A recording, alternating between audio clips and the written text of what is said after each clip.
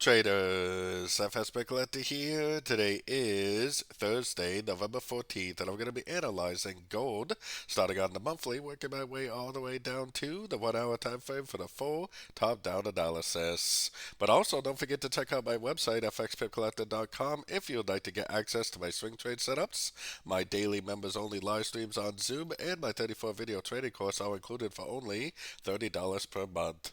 So anyways, gold has been very strong to the downside so far this month. I think that we have to admit that the wave 3 is over. I think this is a 1, this is a 2, this is a 3. We are likely in a wave 4, which will probably go at least minimum to the 38%, maybe even 50% before it goes up and makes a wave 5.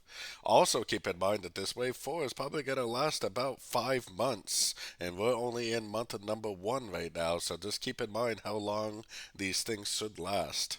Going down to the weekly time frame, very strong move to the downside. I think it's still a wave A.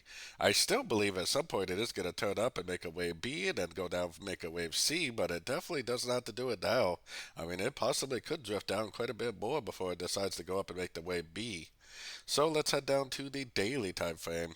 Like I said, I think we're in a wave A right now, and I think that this is actually a wave 3. So 1, 2, 3 of A.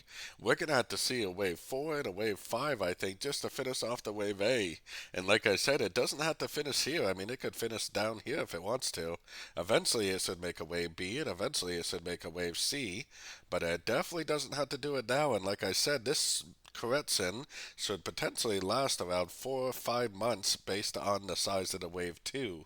So it is going to take a long time for this to play out. Heading down to the 4 hour time frame. So I marked my level that would tell me that the trend is over. If we do not break this high right here, then we need to look at every move that we see to the upside as nothing more than a correction to the last wave down. So if we do make a move to the upside, then it's most likely just a correction to this move down. First thing I would do is throw my Fibonacci retracement on there and look for 3 waves up, look for a Fibonacci bounce to go short, especially on shorter time frames. Heading down to the 1 hour time frame, like I said, if it does go up and break structure on the 1 hour, that tells me that this wave is over. So if that wave is over, I would put my Fibonacci retracement on there, and I would be looking for 1, 2, 3 waves up. I'd be looking for a Fibonacci bounce and a golfing move down to go short for the continuation of the downtrend. Like I said, unless it breaks this structure right here, every move we see to the upside is likely just a correction to the last wave down.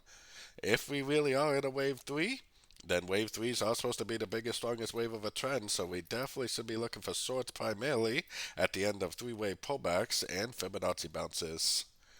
So don't forget to join my free Discord channel, which is linked down here in the corner, and as always, thank you and happy trading.